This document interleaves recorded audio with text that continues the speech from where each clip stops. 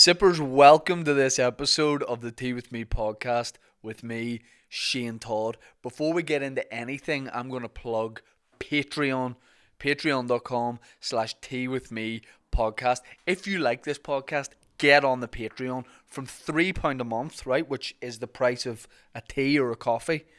What you can do is get all the bonus content we put out and the backlog of stuff. Unreal when things are backlogged. I got EMA in school, but I found out about it later, and then they were like, here's 400 quid. You can go back and listen to all of our Monday bonus episodes. I usually do those solo. The last couple we've done from Toronto and Portugal, obviously. Or you can listen to all the live stream episodes we've done. We get our guests in, your favourites. We cut loose. I don't know if anyone said that since 1992. Anyway, it's patreon.com/Tea With Me podcast. You support the podcast. We get our equipment through that. We pay our studio rent, all that kind of thing. Jump on the Patreon. We are sponsored by Thompson's Tea. Punjana, the Punjana people. These guys, let me tell you something, these guys love it. As much as you enjoy drinking it, these guys love making it. We went to their factory and they were giggling, they were laughing. They were literally tee-heeing. It's not funny, but they were. They love it. They love it. They make Punjana, they've decaf, they've Irish breakfast, the signature blend of all sorts. They're Northern Ireland's #1 selling tea. It gets made in Belfast. They've been making it here since the 1800s. How long ago was that? And according to certain political parties and a lot of people in it, the word wasn't even invented then. But the second it was, the Thompson family started making tea, and boy do they make the best tea around. Keep drinking it. They're great supporters of the podcast. We appreciate it. We're also sponsored by Manscaped. Manscaped. You need to escape from your pubic hair, and the best way to do that is Manscaped. They've got the Lawnmower 4.0 wireless charging technology. Listen to that wee dirty sound. Oh, what's that noise coming from your mummy's bedroom? Manscaped boxers. They sent us some, and there was 3 pairs in it, and I thought one of you two had taken my pants, but you put it up there. Is that right? Yeah. Right, I'm taking them out of that, we can leave the box up, because I want 3 pairs of pants. They have everything. They've cologne. They've got ball cleanser, ball deodorant, ball wipes. Michael Ball used to play for Everton. They've all of it. And they love it. And it's coming into the warm weather. It's coming into the summer. You're doing a cut with your physique. You need to do it with your pubes. You have too many pubes, mate. You've far too many. If you have any, you have too many. I always say, don't be during the summer. You want to go for a run. You hear the ice cream man. You want to run after him. Not if you have a big whack of pubes. You can't run after the ice cream man, because you'll be weighed down. It'll be like a dark sheep or something in there. I don't know what it is. All I know is you got to keep it trim. You got to keep it in shape. I'm just about to go on tour, and what do you think I'm going to do before? I'm going to shear. I'm going to make sure I can get about that stage like lightning. Manscaped.com. Use the code TEAWITHME for 20% off and free shipping. The link is in the description of this episode. Have less pubes. And buy the boxers. There you go. We've had plenty of boxers on this podcast. Anyway, I am on tour. My tour has just started. There are some, I think, maybe, although I don't know about the time of recording, tickets left for 2 of the Opera House shows. All the tickets are on shine.net. I'm sure we have plenty of other things to plug and promote. Live show on the 9th of September. Just come on, sit down, man. That's the operation we're running here. Come in, sit down. Make yourself an... Alright, I wasn't expecting... Tom Jones. The live show is on the 9th of September in the Waterfront Hall. My guests are Kieran Bartlett, Dave Elliott, Aaron Bartlett... Kieran's son, Aaron Bartlett, will be doing stand-up. It'll be a good time. There's a small amount of tickets left on Ticketmaster. We'll put them in the description too. We'll do all that kind of thing. I could go on, but I won't, because I want to speak to my guest. He is none other, make no mistake, he's none other than Aaron McCann. Would you have a middle name? You're well, sir. No middle name. No middle name? No need. What? No need. I thought you said O'Neill. I was like, that's weird to drop a surname into the middle name. Aaron O'Neill McCann. I might just take that though now and fucking christen myself here in this podcast. Aaron O'Neill McCann. Aaron O'Neill McCann Yeah. sounds like a fashion designer, but from like Tyrone, from the sticks. Yeah, or like a stand-in for the Wolf Tones. Aaron O'Neill McCann with his bore on. Aye, some boy with a washboard, I tell you. Aaron O'Neill McCann, if he was a Tyrone fashion designer, sounds like he'd exclusively sell stuff in Centris. I feel like a Tyrone fashion designer is just, I'll get you something for the top half and the bottom half. You do the rest, lad. I remember going into Top Man in Oma once, and they had like loads of stock and like all mediums, all the size I was, and I was like, flip. I said to the guys, like, you can never sometimes get stuff. You're always sold out of medium stuff in the Belfast Top Man. He's like, aye sir, no one comes here. He's like, we don't do any business. There was a stage though when Top Man first came to Noma, right? I mean, every nightclub you went to, the boys were rocking the, the white tops with pictures of Rihanna with her daddies out. That was a staple in every, like GQ were doing a spread on Tyrone men. Yeah. That was a staple. Do you remember the t-shirts as well? They would have like two or three wee buttons, a wee V-neck. Oh, with yeah. a few, that. I think that your man from fashion's- Skins was the fashion icon there. That's like the right. fashion inspo. Nicholas Holt. Oh, aye. Yeah. Yeah, and then there was, I remember one time there was a phase as well where fellas loved to show that they were good crack. They would have a belt with a buckle that had a beer opener. Oh, yeah. And I remember Yeah. one time, actually, I had a pre-drinks, right, whenever I was at uni. And, like, it was like a friend of a friend type scenario, and I didn't really know many people there. And there was one fella, and all he did the whole night was smoke rollies. Like, he was just rolling up rollies that never got smoked. I don't know if he was like, the way Snoop Dogg has someone roll his reefer for him. I feel like there was a guy that had land that was just paying this fella to roll rollies the whole night. And then eventually this girl was like walking around. She was like, God, is there a bottle opener anywhere? And he rose from the seat and just stuck his crotch forward and goes, I work away. Presenting his fucking bottle opener belt buckle. I remember a guy being on a Christmas do when I worked in a restaurant, and there was a guy with a belt buckle that had an LED display that he could program, Oh, yeah. and looking over at one point, and he was like, Sorry, Foster. he was not good crack, this guy, right? So it's not like he was like putting funny messages on it. And I remember at one point he's just like a dull guy with a light up LED belt that he could program messages to. And at one point he was having a serious conversation with someone, and I looked over at him and his belt was just flashing banter rolling across. And he was like having a dead serious I mean, conversation. I hope that guy got the soul sucked out of him that night, because Man, it's good to have you in Hollywood. thank you, man. It's my This first time here. First time, like I was saying to Foster earlier, like obviously I've been around to your dad's house. You weren't there, but I My dad. when I get that DT, Imagine you sat down to tell me that. Imagine in that shirt you were like, listen. Vice City, Dennis Todd. But you remember, like, And my dad's wearing like the Speedo version of it, like the same pattern. Do you remember the time I just saw your dad? Like, I was wandering about Belfast. He was also in the same location, conveniently enough. And I just took a picture of him. Yeah. And both our hairs were just like blowing in the wind. It was fantastic. It was also. Is that when you just looked at each other and went, speaking of blowing? Are you my stepdad? Also, how much would I hate that if you were my and you MC at gigs and you bring me on and go, my stepson Shane Todd. Yeah, slap you in the hoop and all as you walk to the mic. Oh, you're not my real dad. Any students in? But that photo of you and my dad, right? The reason that surprised me, because Pulled up there on the screen. yeah, well, I will send you it. We'll put it up, right?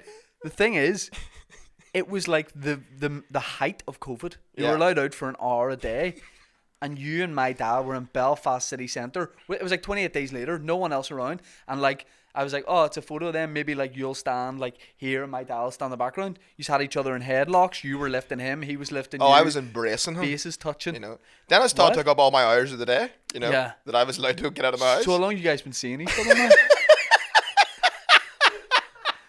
I would hate that if you were seeing my dad. I think I'd probably hate it too. I'd be like, "Fuck, I'm gay now," and the only subcategory I'm into is just Shane's dad. Imagine. Fucking hell! No, this is my first time in Hollywood's like main street. Lovely spot. You've been in the back streets before, though? With Dennis, yeah. The back road. As I said, now the whole podcast is just me fucking making fucking your dad jokes. You know how this will come to a head is we'll be like backstage at a gig and there'll be like loads of people there and like my dad will be like he'll say it so out of context. So here's what'll happen. It'll be you and me. There'll be a couple other people in the room who don't know my dad and don't know the fact that we were talking about this. And my dad will go, Aaron tells people I buck on him and all. And he like, but they won't understand what he's saying. But he'll just continue to say it. Yeah.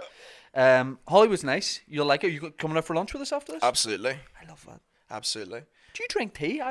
This is a question. This is the question I'm supposed to ask all the guests at the start, just to gauge where they're at with that. But I always forget to ask it, so I want to ask you. I'm one of them weirdos that doesn't drink it unless it's in my house. Like, and I mean, I can't drink it in London at my house. I'm drinking it in Oma, like with my ma. Is that the way watching the Kardashians? Is it because of like the way it's made? Do they live in Oma? Who, the Kardashians? Yeah, you and your ma sitting at the window. It's me, Kris Jenner, Kanye. Do you know what I mean? Kanye decked out in Top Man gear from 2006. I'd love to see Kanye, like, you know the way he just like puts on something and it catches on then, like it comes into such a fashion cycle. I'd love to see him deck the wee Rihanna half naked top for the crack. And he honestly, like when you look at the status on his gutties, anything. Them Wally boots he's wearing. Like there's getting away with, and then there's just being like, I'm such an icon here. Yeah. That I can put on the dumbest shit. Yeah. And people will be like, that's fly as fuck. Yeah. No, the the like cardboard looking shoe, you know, the real wide shoes with loads of holes in them. Yeah. They're brutal. They're literally just like, which is actually a very Tyrone look, actually. Yeah. Just to be sauntering about in Hollywood on wellies, you know. But no, first time in Hollywood. Is it because of the way your mum makes? Does your mum make the tea? She makes the tea, yeah. And do you only drink it there? Is it because of the way she makes it, or is it that's the setting you enjoy tea in? I think it's a cocktail of both. Yeah. Do you know what I mean? Like, I'm a coffee guy. I'm having one right now, and like, I'll drink coffee anywhere. It's not like I'm not particular about it. On some stairs. Yeah, absolutely. On the stoop, as some people say. But like, I'll just like ping flat whites. And I'm at the stage now though with coffee. Ping I ping them. You know what I mean? That's my drug of choice. You know, winged out in flat whites, and I just kind of like. I like coffee because I feel like it's the start your day thing. You know, whereas tea for me personally is very much like I'm zoning down. You're winding down. I'm winding down. I don't get any buzz off it. It just is nice. Yeah. You know. Yeah. Do you ever fuck around and go for like, you know, a green tea or like a herbal kind of yolk or? I did for a while, but it's one of those ones like you live in London now. You can ask for it. Mm-hmm. Here there's a few places you know will definitely do it, but you feel very vulnerable when you go somewhere and say, "Can I have a green?" Because you get like some shit sometimes for asking. I'm staying with two of my mates, right, in East Belfast. Shout out to Gareth and Sean, and we went to a cafe in East Belfast. Now, like, I love home. I fucking adore home, and I particularly love Belfast because people are like, oh, you know, if you're living in London, it's a real melting pot. You'll get so much material. Fuck that. This is where you get material. Yeah. Like, every day is just like there's something that you can talk about on stage. Yes. We went into this cafe in East Belfast, right? We were the first ones in. Guy was still kind of like setting up by the looks of it. And it's just him running the shop by himself. There's like maybe eight seats in the place, right? And one of them is a 4-seater table that we're at. We sit down and he just goes, like, we just hear him in the background. There's no music or anything, so it's a wee bit quiet and awkward. And he clocks us, and I swear to God, he just goes, Alexa, Cool FM. Right? And then he came over to our table and like took our drinks order. And then my mate Gareth goes, sorry mate, can we just get some menus? And he goes, toasties, chicken, bacon, chorizo. I can do you a lot of eggs. Which is so funny because like the States, that style is like, you know, eggs any style. Whereas over here it's like, I'll do you a lot of eggs. Yeah. I don't know what the fuck way they'll come out, but I'll give you an take egg them. medley. Yeah. Great band name. Egg medley. Yeah, just 3 bald dudes. I like I like that though, and I like that about here too, where it is like kind of rough and ready. Speaking of rough and ready, I saw a guy get arrested last night. We went to after the fucking laveries last night. We went to Guacamole, right? Which couple of comedians going to. It was me and my 2 mates that I'm staying with. And we went for like nice wee sit down meal. You know what I mean? Guacamole, decadence. Doesn't get any better for At what me time personally. were you going at? This is like you're talking. Oh, sorry. It's like a fast food place. Yeah. Right, but it's like a fill your box kind of thing. You know. Me and your dad go there sometimes.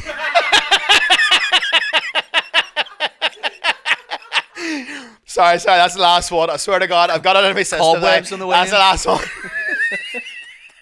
Like Indiana Jones.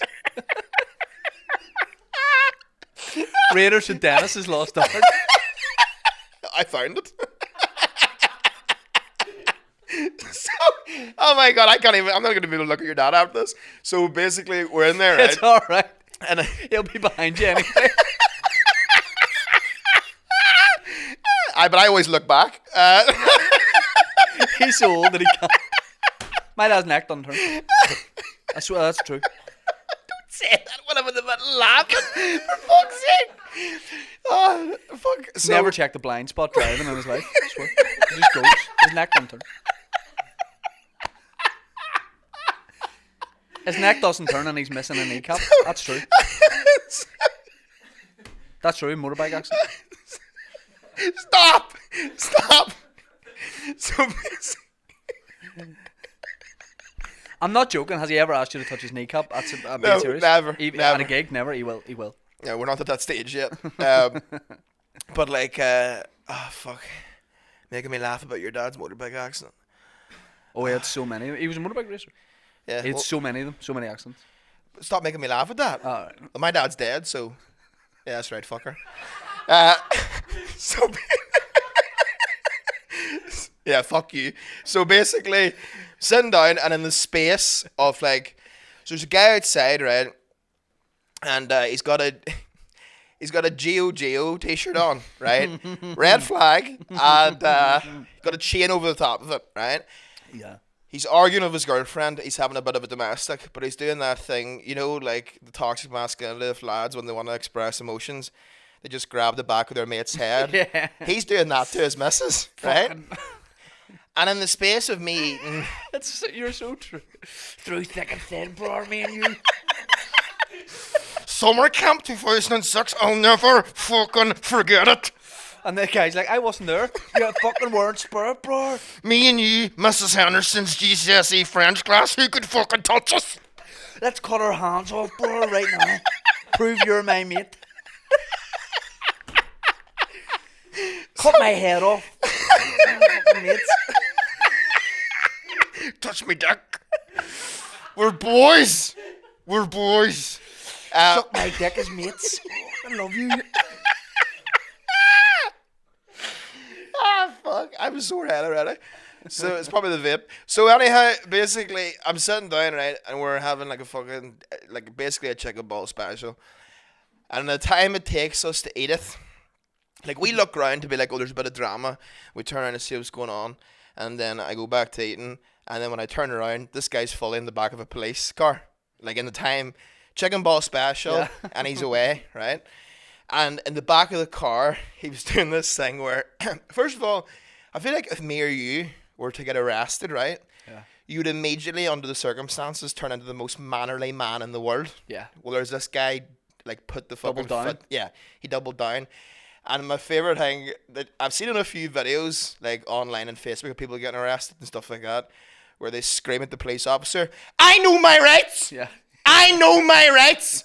And I'm just waiting for them to be like, "Section 147." And then they're like, "Am I being detained?" He was literally doing that. He was going, "Am I being detained?" Then fuck off.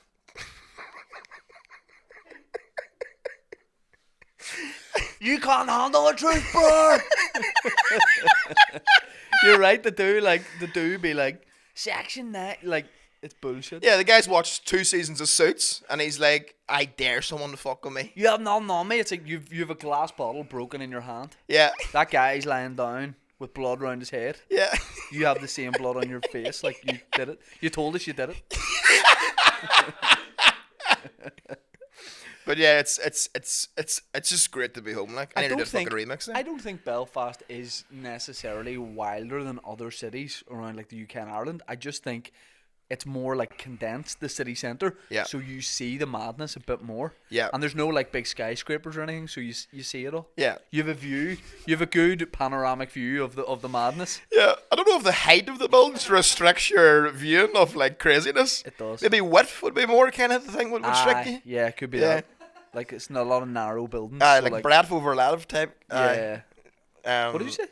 Don't worry about it. I thought you said breath over life, which No, sounds it's like just- something that guy would say. Breath over life, bro.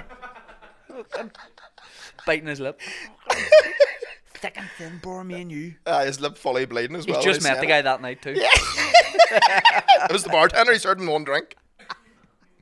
Nobody poured a harp like that in fucking years, mate, for me.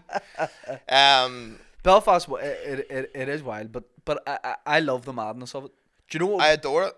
Do you know what you'd want? A show that streams just to you, and it's about an hour of highlights. You get it on a Friday and Saturday night, and it's an hour of city centre highlights. You watch it from the comfort of your own home. You're not in any danger, and you can just sit back. And there's some mad stuff, like people getting, and then there's funny stuff too. Yeah. You know, it's not all grim. Like there's funny stuff too. Yeah, put a bit of coming of age shit in there. A love story. Like the you know SOS what I mean? bus. Remember the SOS bus? What's the SOS bus? It used to sit Shaftesbury Square on nights out.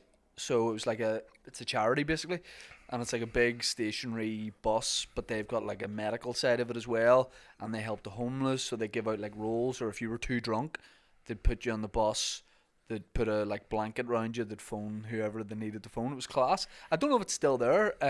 But I saw something really funny outside once, which was there was like a homeless guy walked out of the SOS bus with a bread roll.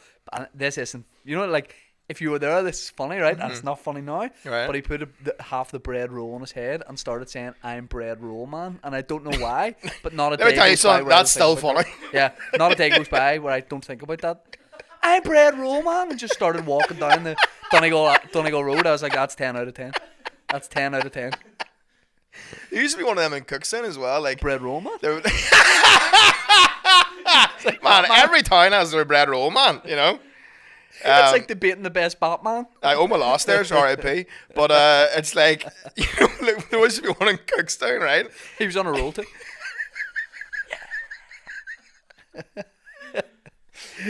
There was one in Cookstown, and like you would go to it after for an outside. I don't think it was. I don't think they were helping the homeless necessarily. It was just like for people that were too drunk, as you said, and you could go in, and the only thing they served was like they would give you bottles of water or soup, vegetable soup. Now, post night out, I would always kind of go to a kebab, maybe a pizza. Yeah. Let me tell you something, brother. Nothing fucks with a good vegetable soup if you're After a steaming. night out? Unbelievable, sir. But I used to pull a real fly one, which I do have a wee bit of guilt about to this day, where I used to go in, they give me one soup, and I go, mate, sorry, my girlfriend's out there and she's fucking blocked. 2 veg soups for the big man, victory. Veg soup. I mean, it's like, you know, a bit of pizza in there is like kind of like a cool look, kind of like seems like they would do in New York. There's nothing cool about you being in like an alleyway in Cookstown, drunk, being like, Yeah. I'm doing my own intro to, you know, the Louis TV show, where it's just like him eating a slice of pizza where he goes on stage, just cuts to me outside the comedy cellar, fucking tugging on a vegetable soup. heading into the Burnhaven to do an open spot. I don't know what my drunk food is. Just like a good chip. Yeah. Good chip, something vinegar red sauce, something like that. No, why? But soup, I don't know. No, I'm telling you, you have to experience it. I feel like everyone. You getting a roll with it? No, they weren't dishing out rolls. Now, Jesus Christ, sir, what the fuck do you think? You know, made of money? That's where you need bread roll man to come up. Ah, exactly. Do you like your time in London? So how long have you lived in London now? I moved there July last year. So like when you started living there, say first few weeks compared to now, do you like it more? Do you like it less? Is it about the same? Less, I would say. Really? I think what it is like, yeah, it's made me really sectarian. But I think what it is, right, is I think when the pandemic happened, everyone kind of had a bit of existential dread. You know what I mean? And I was just sort of like, I just came back from living in LA, was back home living, and then I think when everything was kind of shut down, there was no gigs. I was like, fuck, I need to, you know, move about again and try and like see as much as I can. And then America wasn't an option because at that time, if you were applying for a visa, they'd laugh at you. Yeah. So I was like, I'll go to London. I'll take a year there. I'll see how it is. I'll see what the scene's like. Now, I like the city, not that fussed on the comedy scene in general, you know. What did you have in your mind before you went, and then what was it about it where you were like, this is not what I thought. So what you can do is like you can get on stage every night, Yeah. but the ups and downs are hilarious. There could be one night where you're in Top Secret, which is like one of the best rooms in the whole country.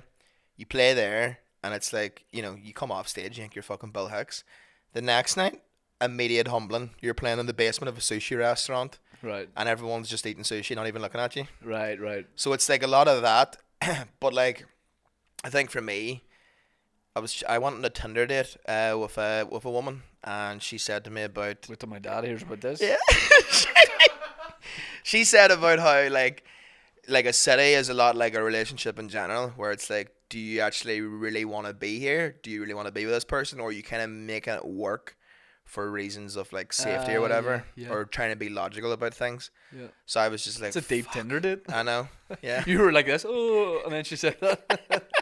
I know she went she fucking ruined Paddington for me, like in the cinema. But it was like she made a good point. I was Yeah. like, holy shit, she's Good totally right here. Like, I then thought about how much I liked living in the States, not there. I was like, I'm either gonna be home where I really enjoy living, or if I'm gonna try and like work on another circuit, why not shoot for the one you really, really want, Yeah. which is like New York for me personally. I think as well it's probably difficult for you because you've got like very good following here. You're doing really good gigs here, tour, Ulster Hall, whatever it is.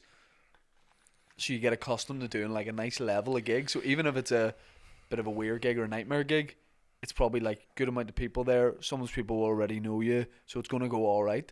But the idea that you're just in certain gigs starting again, or like Yeah, and I go back to think the start of it. I do like that though, but I think maybe some of it is like imposter syndrome a wee bit, where I'm like, I don't think that I deserve to do gigs like the Ulster Hall. You know what I mean? Yeah. And so my whole plan behind it is like, get out to a circuit like New York, learn as much as I can in the 3-year visa, and then just come back here and apply that, and then be like, right, I feel ready now to like properly get into this. Do you know what I Do mean? you know where where do you see yourself like living for good, or do you not even know? Because if you don't know, I really like commend that, because I'm very much I need to know like roughly what my plan is, if that makes sense. No idea.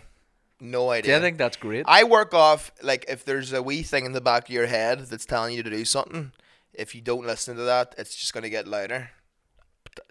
Sounds like some Jack the Ripper would have said. Like, I originally didn't want to see your dad. And then the voice in my head was like, Dennis got a piece on him, you know what I mean? You're going to miss out here. And you have to listen to it, you know? Yeah. No, it's totally like, if you're doing something, right, and, you know, it is, like, stable or whatever, or, you know, you're making it work, but then there's something in you that's like, fuck it, why not? Life's too short, go ahead for that thing. Yeah. I think, too, like, my dad passing definitely had a thing on me where it was like, oh, shit, you know, you do realise kind of, like, life is finite. You think about time. Yeah, thinking about time is scary. Absolutely. It's like you have a start and an end, and this is all that sort of exists in between, Yeah. and it's what you want to make it, you know? Yeah. So if you do have like a bit of a notion of something you want to do, why the fuck not just you take were- a swing? Maybe that grew that feeling for you, but you were like that before. You've been like that since I know you. You're ambitious. You're like, I'm maybe, you know, I'm gonna try this. You wanted to do that, doing like big gigs, moving to different places like that. I think you're already like that. Like your dad passed away, maybe like sped that up for you or took it up a level. But you were always like curious about, to me, like travel or going and just giving things a shot. Like even like when you did the Stroll in Oma. You Yeah. haven't been doing stand up that long. And, Yeah. And again, and it's gone away now, but that was still around a time where I'm sure when you said you were doing that, there were other comedians, even mates, that were probably like, mate, like, I don't know, like, because they don't want to see you, they don't want to see it not go well, you don't sell any tickets. If I had a friend that had just started comedy and they were 3 years deep and they Yeah. talked about booking a venue like that, I'd be like, calm yourself. Yeah. Do you know what I mean? Yeah. But you don't know. You're just sort of figuring it out. So like, And you're and really, like, what's the worst that's gonna happen? It was like me doing Mandela Hall. That, like, you'd have thought that mates of ours, you'd have thought I had booked Wembley Stadium. mm-hmm. They were like, and they were like coming from the best place, but being like think about this. Like, are you sure? And I was like, well, I'm sure I want to give it a go, and that's probably enough. And if it doesn't work out, then I'll know where I'm at. But I'm not going to know unless I book it and put it on sale. That's the thing. You're never going to know, so No. you might as well take the swing, you know? Yeah, and the imposter syndrome thing, I think to an extent, I do have that thing where I'm like, I think there are comedians, but there's very few who would be like in like an SSE or an Ulster or whatever and be like, yes, I deserve this. I think I have a thing of like, somehow we're doing it. Yeah. You know, so like let's enjoy it. Yeah. And I can try and bring myself around to the thinking of like, no, you know, I work hard, like I do deserve this in a way, but I don't think there's many who would be like, yeah, fuck, this is. Yeah, the Ulster Hall for me was like the same thing as like anytime I have sex, I'm like, I can't believe this is happening. Fair play to this cutie. You know what I mean? Because I have seen my penis before in the reflection of mirrors and nightclubs, and not to get into too much detail. Sorry, you've seen it in mirrors in nightclubs? Yes. So like, you know, if you're pissing and then maybe there's a mirror on the side or something, and you get to have a wee look at yourself, you know? Yeah. And I never walk away from that feeling great. Right. You know? Because my penis, flaccid and pissing, looks like a premature Pokemon. It doesn't look good. It doesn't look good at all. Right. So anytime I'm having sex, I'm like, fair play to me. And then same with the Ulster Hall, I'm like, fair play. Don't know if I deserve this. Fair play to them all for coming out. Yeah. But it's happening anyway, so let's see what happens. Right. You know? Yeah. That's a lovely analogy. Yeah. Like what kind of Pokemon would it be? Like a Blastoise, probably. I don't know. I only know Pikachu. I don't either. I don't even know what that looks like. Nah. Charizard? Just sounded like a good penis Pokemon. Yeah. You don't want to fuck a Charizard. That'll stay with you. I bought Bernie Pish. Bernie Pish? Yeah. Your auntie's mate? That's Bernie Sanders' campaign slogan. There has to be an element of just being a chancer with the big solo shows and tour, even just doing a tour, even doing a tour. Yeah, I think my thing is too, like, have you ever seen Dreams of Sushi? The documentary about the wee Japanese fella, and he's like maybe 70 odd, and he's just been making sushi his whole life. Right. It's the most please watch it. I will. It is the most motivating and like wholesome thing you'll ever watch, because the guy is just obsessed. He's like an actual craftsman. He's like, I spent 5 years making sure the seaweed wrapping was perfect.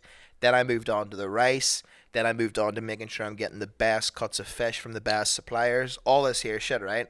And you're watching it and you're like, that's how it should be. You know, you should try to learn as much as you can. For the seaweed, 5 years? 5 years, bro. But here, I tell you, I'd say it's banging seaweed. Does he have a wee plate, like a wee restaurant? Oh, aye. It's underneath a fucking train station. He's probably doing some business Oh, now, aye. isn't he? Like, Oh, aye. is it on Netflix from? It is, aye. Well, no, it used to be. I don't know if it is now, but you'll find it easy enough. Like, but yeah, anyone who's doing anything should watch that, because it shows like patience and like learning and like never feeling like you've kind of. And stand up is like that too. Yeah. You know, no matter what level you're at, like, you know, I talk to acts that are 20 years deep, 30 years deep, and they're still being like, I still die on my ass. I still and it's have to important figure stuff out. You know, you're always figuring it out. It's important to get that across, as opposed to like, yeah, I figured this out. Like, I think it's important to celebrate your losses as well as your wins. And if you, like, when we do the podcast, I always talk about like, oh fuck, I bombed at that or died on that. Like, if every gig was brilliant, it would be a shit job. Like, Yeah. it'd be boring. Absolutely. It'd be so boring. But the threat that it might go badly is great. Yeah. I died my whole last Monday in the pavilion. How was that? Talk me through it.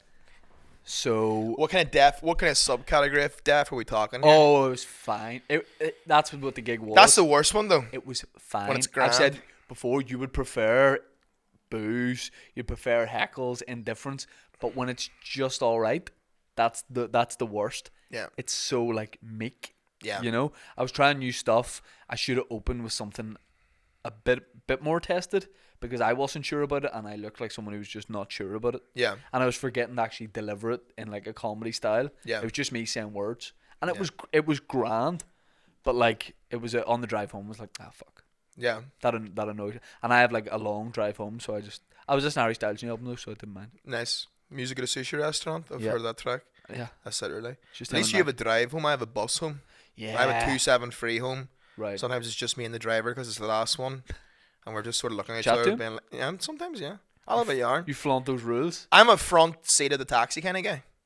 You know, I'll always talk to the driver. Sometimes that can be an aggressive move. 'Cause sometimes they don't want you in there. I suss it out. You know. Oh well, I know as soon as I do the open the same. door. You know. Here's one thing I noticed yesterday when I was in a taxi. I had my headphones in, so as soon as I got in, took them out, Yeah. just in case he wanted That's that good. chat. No, I like that. I was chatting to it all last night. Phone a cab. Shout out to Leanne, and she was telling me about how she'd recently started seeing this fella, and She was the driver. yeah. Right. And she was like, I knocked him back for 2 years, and I was like, what does that mean? Like, were you beating the fuck out of him or what? And she was like, no, I just kept him kind of, trying for 2 years, and then, Maybe he saw that sushi guy, and he was like, "It's gonna take years." yeah, 5 years for a seaweed wrap. I can wait 2 for Leanne. You know what I mean? Sorry. That good? Yeah. Is that good? Push the whole arm that way, and then tilt the mic this way. How's that?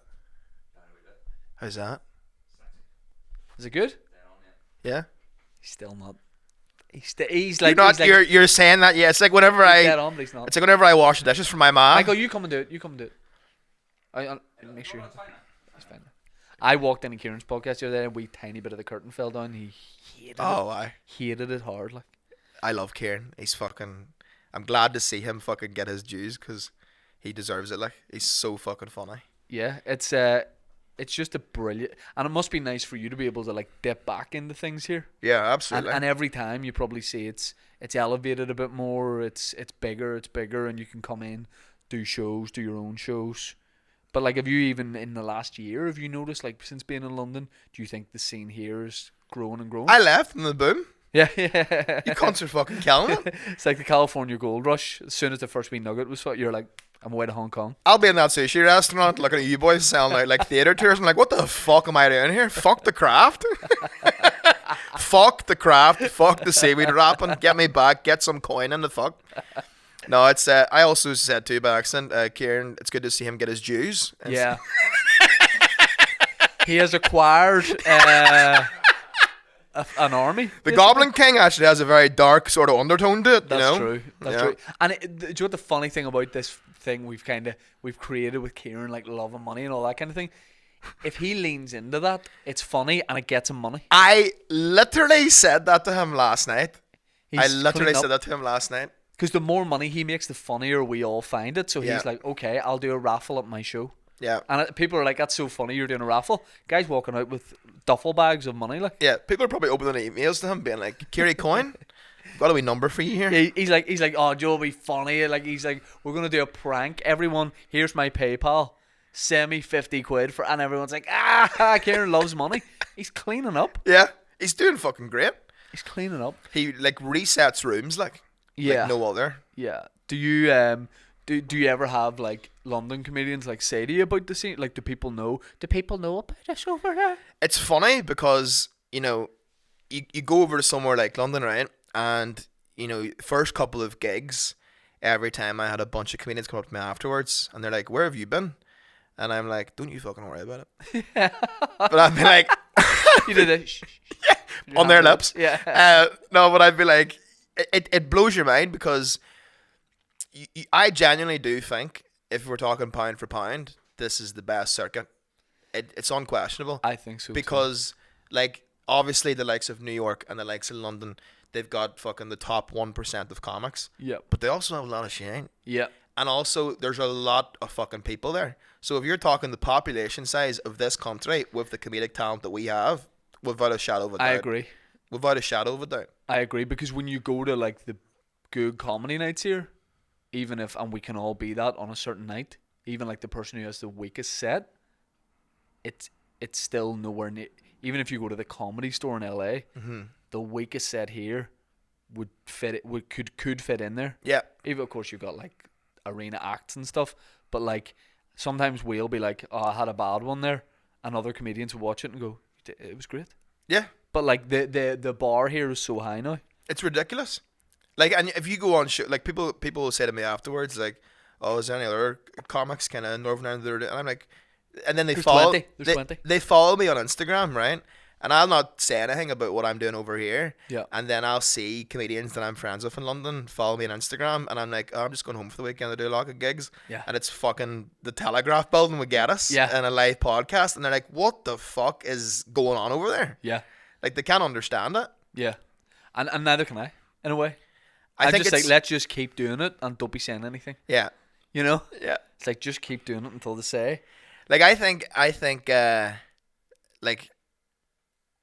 that if you look at the lineup we have over here, and you look at fucking how everyone's doing their own shit, nowhere else is doing that. No. You couldn't have a London comic come up, start their own podcast, get a following, and do theatre and arena shows. And do you know what that's a lot of that's down to is audience, is people. I've said this a load of times, but it used to be people here that kind of were into comedy. Mm-hmm. They go out twice a year. They go and see Jimmy Carr and Peter Kay at the Odyssey, and that was their two. Or they'd go and see Russell Hart or whatever. Yeah. And we were always saying like, but for a fiver, you could come and see 5 comedians, and it's a cheaper night out, and the venue, like, you'll be really close to them, and you were having to explain what a comedy club is. Mm-hmm. And then people now have started going, all right, that's better. Not better, like, it's a totally different experience. Like, going to see Peter Kay in the Odyssey, unreal night, but this is an unreal night in like a slightly different way. Yeah.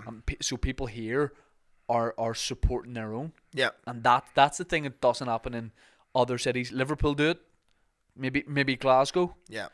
But it doesn't happen anywhere else. There's like a thing of like, oh, they're from here. No, get like, who's coming over? Yeah. It's wild. But they're actually like, no, these are our comedians. Yeah. And that, like, I'm doing it a long time, that was never ever the case. Yeah. And we fell into that too, of like, so you wouldn't put on solo shows, you wouldn't put on a tour, because you were like, that's for the ones from England or wherever to come over and do. But now we're like, nah, I'll give it a go. There's honestly no better audience to have behind your back than Yeah. Northern Ireland. Yeah, You know? yeah. People that actually like and follow you, Yeah. they will fucking like keep pushing you. And they're good comedy crowds. Like, I'm sure you're some places where they're like, the crowds here love it, but it's a lot of heckle. They don't really know how to. Crowds here are so good. Yeah. Like, you'd think they're a bit mad. But Can they'll be at sniff you out times. too. If Yeah, you're yeah. full of shit, they'll, Yeah. You know, I'd say there's a lot of acts that could get very humbled if they came over here. Yeah. You know what I mean? Yeah, like you say, like me doing Pavilion, I put out a Instagram post that Luke, who runs it, was like, I don't know how many people will be there, and I'd done a few weeks ago and gave him a big shout. I was like, this is on the Ormo Road. So many people live on the Ormo Road that wouldn't know. Maybe I put that out. So I did on the day of this gig, and he was like, loads of people now are coming down, which was a nice thing to be able to do. So there was people there, a lot of people that had come to see me, Mm-hmm. but that didn't buy me anything, which is a sign of like a proper comedy crowd. Yeah. Where like, just because they maybe saw my post and came down, it didn't mean they were like, I didn't get a buy ball for that reason. Yeah, they exactly. still judged me on my material, Exactly. which on that particular night wasn't good enough. But that's the way it should be, because that's what 100%. makes you a better comic. And then, but then also, that's the only way I can know if it's good. Because if they just laugh at anything, then I go, brilliant, and I go and do that material somewhere else in the world, and they're not laughing. I'm like, but back home they were laughing. How many gigs would you say a year, roughly, you really enjoy? Like, as in you come off and you're like, that's the exact reaction that I wanted. I'll tell you percentage wise. Go ahead. 70%. You enjoy? Yeah. Yeah? Yeah. I'd say I'm like maybe 40. Right. And like the reason being is because I feel like when you're really cooking, you know what it feels like. Yeah. My giveaway sign, if you ever see me put my foot on the back wall, I'm getting too cozy up there. You know? In a good way or a bad way? Like, no, like I'm fucking murdering. Oh, okay. But if the foot's not on the wall, it's not one of them nights. Yeah, you know? yeah. But whenever I did open for Shane Gillis, like he came off stage at Hackney Empire, or sorry, Shepherd's Bush Empire, and he came off stage, 2,000 people standing up for him, clapping, going mad, and he came off stage and he was like, "Oh, my act sucks right now," and I was like, "That's what makes him what he is." Yeah. You know? Yeah. Guys, I'm so sorry for this. See, that's a humbling thing. If you're doing a podcast in London, be like, no, it's great, mate. Yeah, it's great. We can't hear you, mate, but it's great. You're killing it. Yeah, Here. Jamie and Joe Rogan just lets it slide. Yeah. These boys are like, McCann, would you fucking put the thing to your mouth? For fuck's sake. How many podcasts have you fucking done? You dickhead, right? Why you call me that? Like, it's personal. Yeah, I think people presume that every gig you do, you're like, you kill it, you knock it out of the park, and you drive home being like, I'm brilliant at this. Yeah. But yeah, you can get critical. And once, like, you can have a brilliant set, but you maybe forgot to do this small bit in that bit. Yeah. And that's what's in your head when you're driving home. But that was the best. That was the best. I think that was the best 48 hours.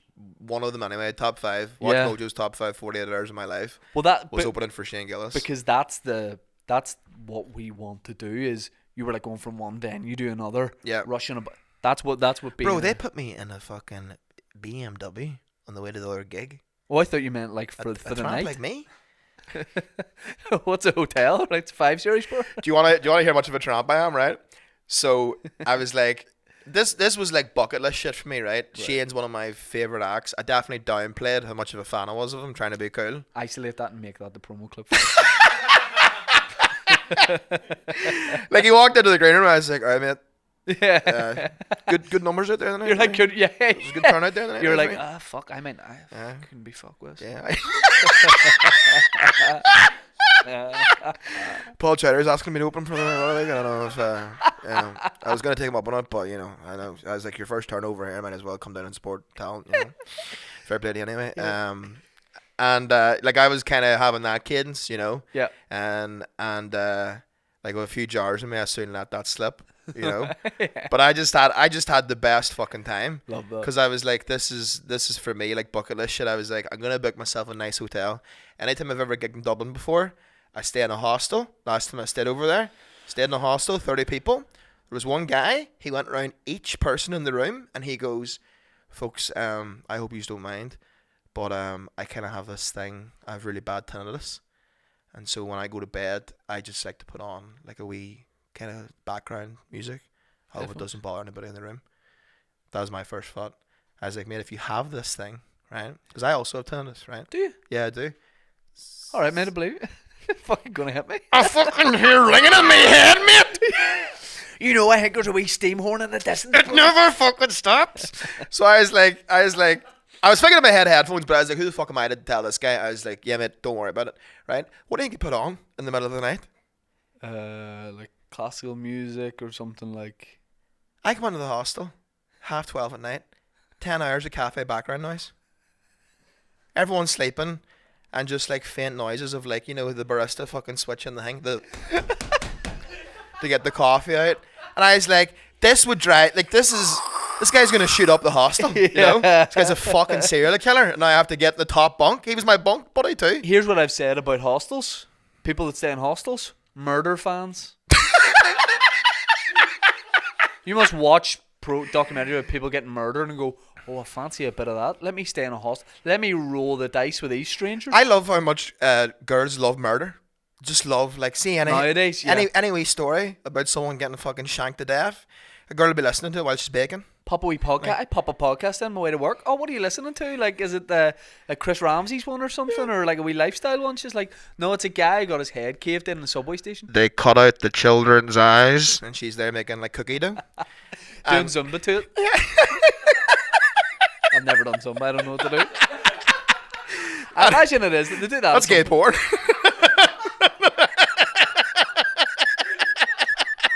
Zumba compilation on X Hamster. Oh man, honestly, Willie T stayed in a hostel in Toronto, and we all stayed Big in flex. That's a bar right there. Is that a folklore? There's a fellow Willie T stayed in a hostel in Toronto, and he was never the same since. That sounds like an old Dubliner song. Willie T went over to Toronto, stayed in a hostel, sent for the children. But he stayed in the hostel, and he was like, yeah, I like staying in hostels. And I was like, you're going to get your head caved in. How do you be asleep and be like, there could be people just looking at me?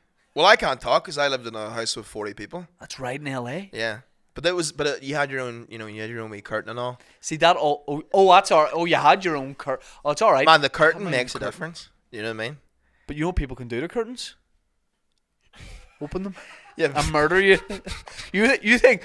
Do you know what? Do you know what your problem is? You think you can't be murdered through a curtain? Shield.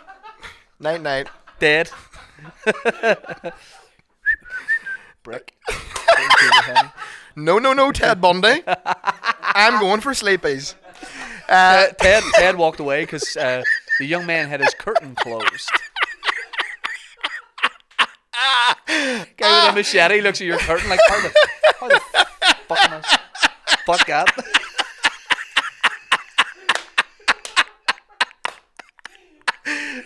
Titanic's going down, he's on it like it's alright. Should be all good.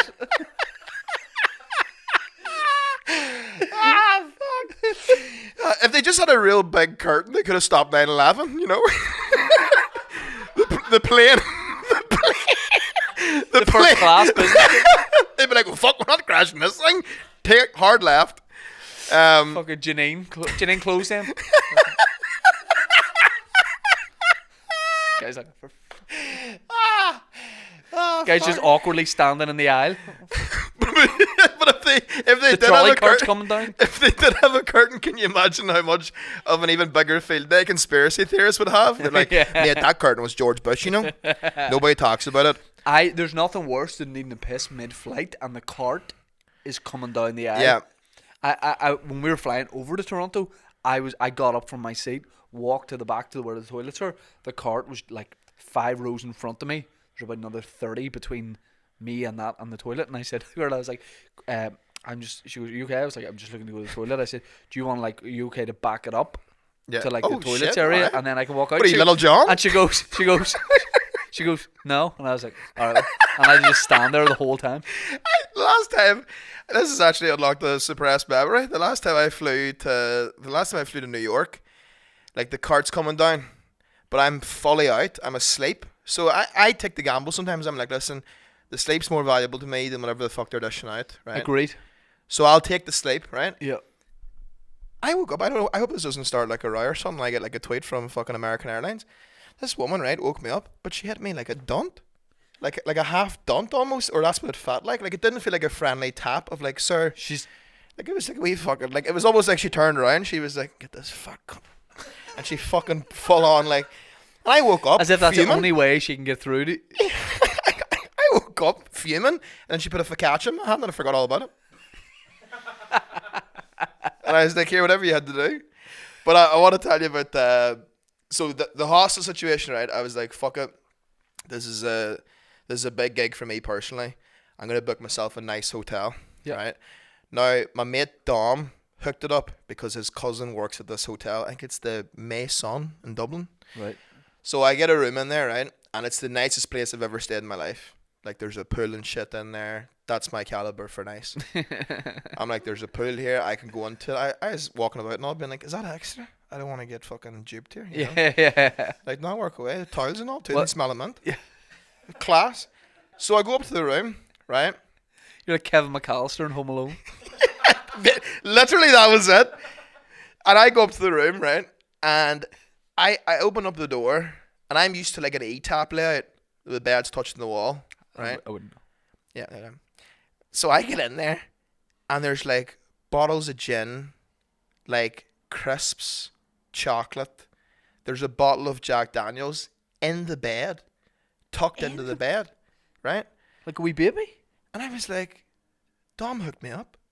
I was like, Dom must have got me some sort of like mad sweet, right? So I go on my Instagram story, flexing, Yeah. right? Like, look at all this shit. Cracked open the bottle of Jack Daniels, had one glass of it. Immediately, one of my mates texted me being like, you stupid cunt. Yeah. That's a mini bar. They're going to charge you for that the next day. Yeah. I immediately screwed the cap back on, put it in the fridge and forgot all about it. And I went down the next day and they're like, did you have anything from the mini bar? And I goes, this fucking bottle of Jack Daniels open in my room when I got up there. And I was like, I'm not paying for that. 30 ding, they would have charged me for a glass of Jack Daniels. But they put it on the bed? That's out now, of order. I would have took the L, right? But the fact that they put it in the bed, Yeah. I was like, you're crafty fuckers. Yeah. And you won't get me with this. Yeah. So No you way. didn't get charged for it? Well, maybe Dom did, I don't know. Yeah. But yeah, no, I managed to get away with it, I think. like a nice hotel is brilliant. It Can't is. beat it because we've all stayed in shitholes. Oh, why? But like a nice hotel, like even we stayed in Holiday Inn in Toronto, was brilliant. Really nice. Do you know what's the funny thing on like a girl's Tinder bios? Tony, you way to get your haircut, bro? Have a good one. What are you going for? Number 2 back and sides? Nice, man. All of it? 2 all over? It already looks pretty trim. I don't know. He keeps it trim. See you later. All right, Yeah? away you go. He keeps it trim. Good man. Yeah. I got my haircut for the first time with not my usual barber in Oma, and it was the first time I got a cut, and it was in London. Wasn't about it. You can't beat the dynamic you have with your. I don't believe in soulmates, but I do believe in soul barbers. I feel like you find your barber, and that's it. And you should keep the relationship as best you can. Sometimes though you gotta change it up. Maybe I just haven't found the right haircut. I feel But like I'm seeing Coco now.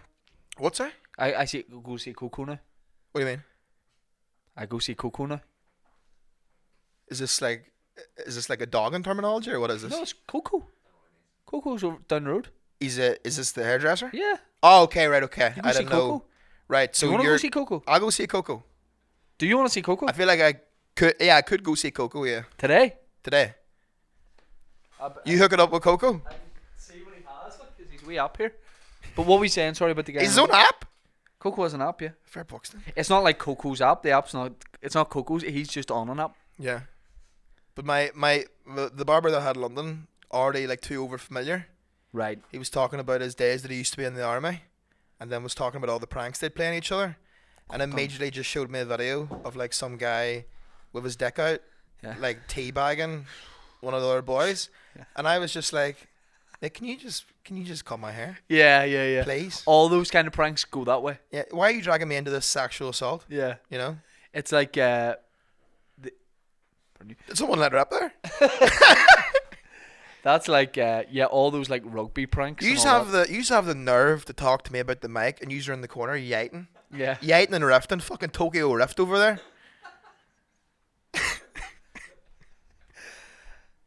I wish you could go to Coco, but you can't. He's got nothing, mate. Oh no, fuck. But one day we'll get you in. We'll get you in with Coco. I'll go see Coco. But I want you to have like the Hollywood experience. We'll go for a nice lunch. It'll be a nice. I'm dinner. excited for lunch today. It's gonna be You'll great. like where we're going. Yeah. Is it the place Kiri likes? Yeah, Jockster. Fuck yeah. We'll take you to Jockster. Yeah, I'm gonna have them chicken and waffles. You like it? Yeah, I do like that. What have you got coming up? You got anything happening? Well, move back here in July, and then taking a year, stack that bread player, and then go to Working New for York Hovis? next year. Nutty crust actually, come on, don't fuck about. But yeah, then hopefully move to New York next year and just see what happens. Yep. You know, that's how I want to pan out the next few years. I just like the idea of like an Instagram video like shot all epic and all of you just like touching down at JFK. Yeah. Just be like boom, Aaron McCann's in town, and all you have over your shoulder is a microphone and a curtain. Oh my. You're just Yeah, like, for this is protection. all I need for protection, yeah, obviously. People are like, should I carry a bulletproof vest or like an alarm or anything? Nah, mate. Go to Harry Corey. Get yourself a curtain. Now don't get caught slipping about a curtain. Do you know what I mean? Yeah. Curtain's all you need. Even in that, you know that old film where the guy comes into the doll with a knife? The old Psycho? black and white. Yes. Notice how when he kills her, it's because he pulled back the curtain. Yep. Yeah, that's true. Am I wrong? No, you're right, because the thing about curtains is, and what will be annoying, because if you're a serial killer, like a murderer in that one, you never want to look, you want to look like stone-faced, clean, clinical. Yeah. But the thing with curtains, if you don't open it, sometimes, and there's nothing worse than not knowing where the parting is. No serial killer wants to move around. So if you have yours in a weird place, like if you've got a curtain this size, like a 5-foot curtain, but the parting's like a foot in, Yeah. no one's getting through that. That's actually great because serial killers, I feel like they're always in films and documentaries, they always seem very seamless. Yes. And I'm like, there definitely has to be some awkward, Yeah. like serial killing somewhere. Do you know what I mean? Like Yes. the guy's had a wee trip or something. Yeah. You know what I mean? Guy needs to blow his nose. No serial killers ever ask for a hanky. The fucking Kleenex shankers at it again. You guys needed to sneeze. Yeah. Sorry, 2 seconds. I'm gonna fucking 2 seconds. No, it's okay. It's okay. And then he does need to sneeze. Yeah, or like a Ted Bundy where it's like fucking, he goes to buy you a drink and the bartender gets it wrong. He's like, mate, don't fuck this up. You know what I mean? Shout out Ted Bundy. All right, mate. That's us. We're gonna go take a walk up a high street, have a little bit of food, have a nice time. Your podcast called Dirt Civil. Yes. You and Tim. Myself and Tim Gallagher, one of my best mates. We do it. Well, we try and do it every week. Start a podcast. That's how it started. I just grabbed him by the back of the head. I was like, we should have a podcast, I reckon. I feel like we have a good dynamic and people might enjoy listening to it. Do you fancy it so bar if you don't? I had him a fucking dunt like that All American Airlines hitting me. And I was like, that's it, mate. It's cemented. Yeah, Dirt Civil. Where do people find that? iTunes, Spotify. I think we're on Napster. We're doing good numbers on there. Just do a LimeWire exclusive bonus episode. What's our that's? We do all our live streams on LimeWire exclusively. If you look up Crank That Soldier Boy, we've stolen his technique to become number one, and we've just, if you look up Crank That Soldier Boy, you won't hear the you. It's just me and Tim kind of chatting in a shipping container. You and Tim. It's you and Tim, me you and Tim. Me and Tim. Anyway, but sure, I'll see you. I'm calling him my dad tonight, so we'll see you. Please give it up for my stepdad, Aaron McCann. I've had a great time here. Thank you, mate. I appreciate it. Fucking great work, and shout out to all the sippers. Yep, thank you very much. Love that. You've handled yourself very well. Thank you, mate. You're a very nice guest, nice house guest. You've come in, shown respect. You've thanked the sippers. Mike's never talking to you again because of the mic. It's a good time.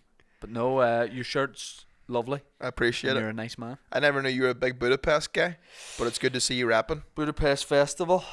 Oh, nice. I don't know. This is actually from Top Man. This was a Secret Santa present. Nice. I'm the sort of guy who'd wear a Led Zeppelin t-shirt and you go, oh, bro, what's your favorite album? I'm like, I don't. I thought that was a song itself, Led Zeppelin, by Jimi Hendrix. I don't know. I'll tell you my favorite Budapest album though. No bother. You know. What is it? That was George Ezra. My ma loves that. Shout out to Aaron McCann.